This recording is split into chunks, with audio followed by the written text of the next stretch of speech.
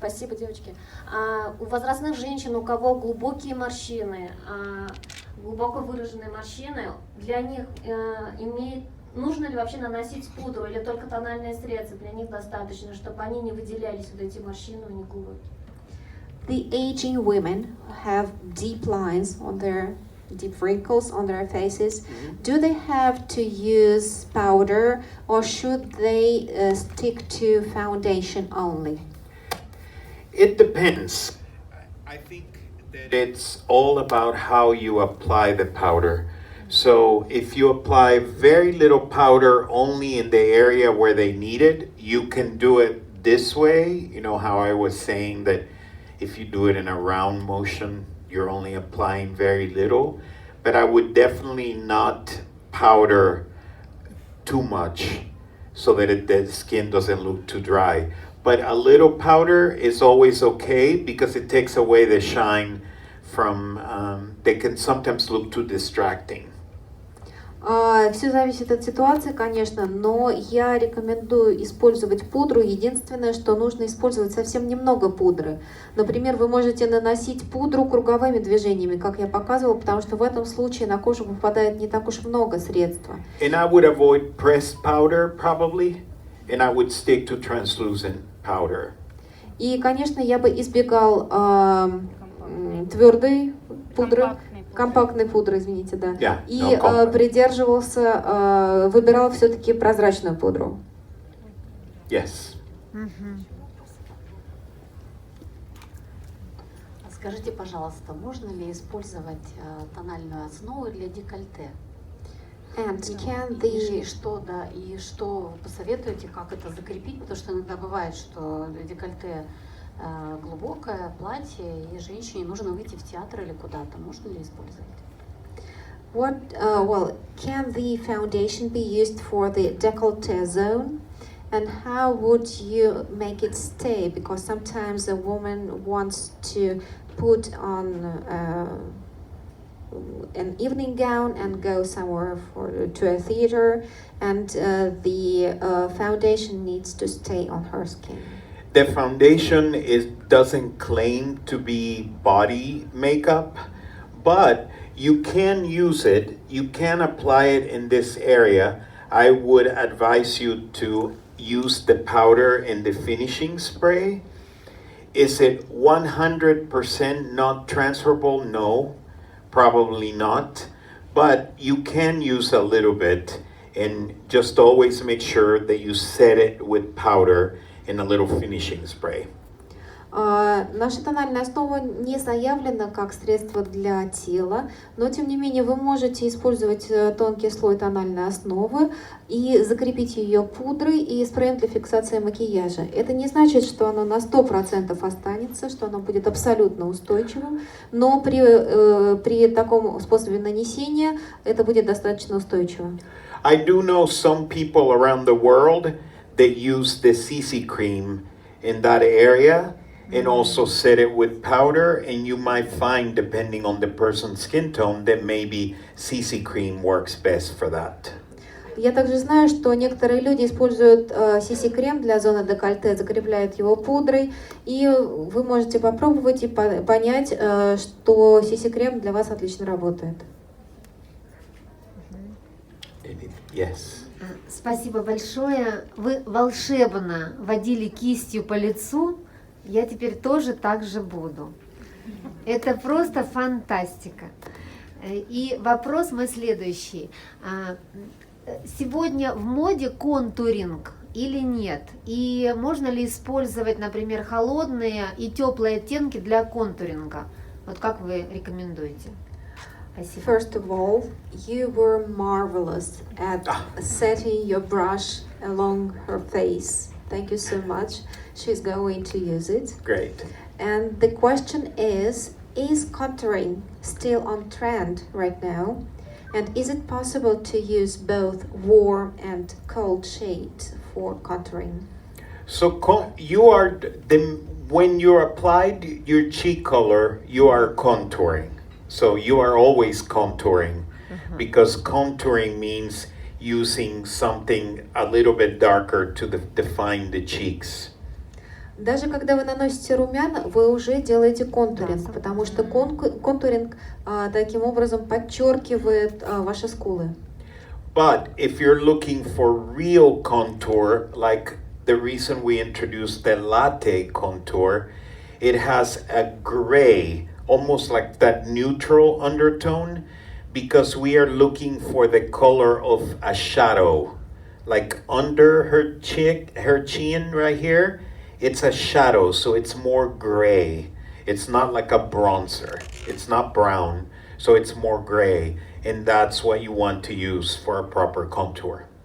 Но для создания правильного контура вы можете использовать другие средства, например, пудру контуринг, оттенок латте, который более серый, такой как настоящие тени. Вы видите у нас под подбородком тени, и, соответственно, этот оттенок во многом повторяет эти тени.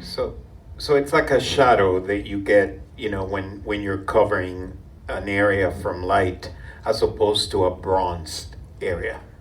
Это словно тень, которая переходит от более светлого участка кожи к более темному. Another question. This is great. Yeah. Thank you for all the questions. Is it on trend? Mhm. Is it Sure. on trend? Not exaggerated, but it works. I think most people have become used to it. And it does make a difference if you know how to do it, but you have to practice and make sure that it looks okay from the front and also from the sides. So make sure that your clients practice, maybe take a selfie to make sure that you don't have a stripe, but that it looks blended.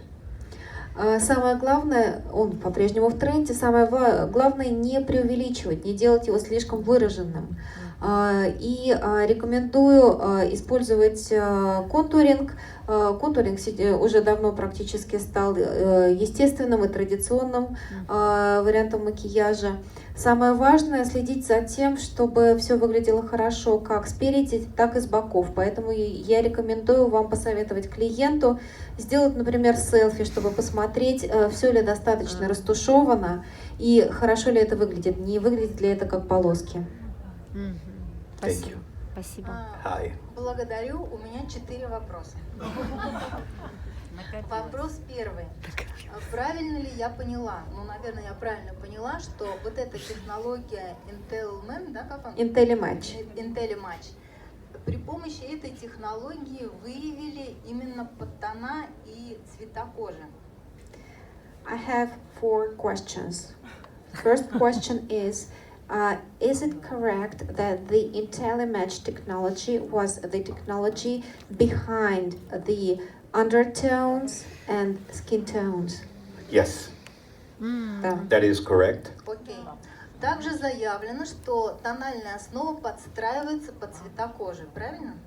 It is also claimed that our foundations adapt to skin tone. Is it correct?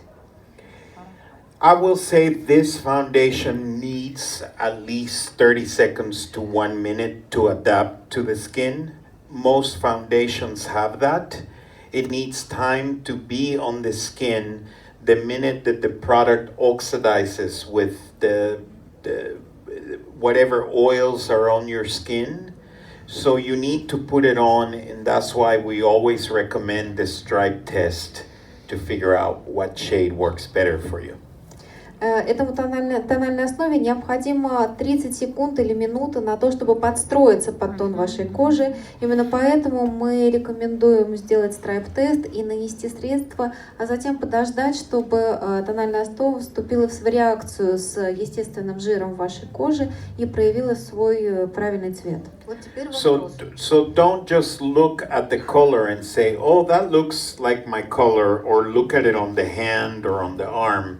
You have to try it on. Поэтому не смотрите на тюбик и не думайте, что это мой цвет, потому что он совпадает с оттенком моей кожи на руках или на кисти. Обязательно необходимо пробовать. I think it's also a great thing because it creates a relationship that's very special with a client, and it's something very different that Mary Kay can do that a lot of times in a department store or in a store setting, it's more difficult to do.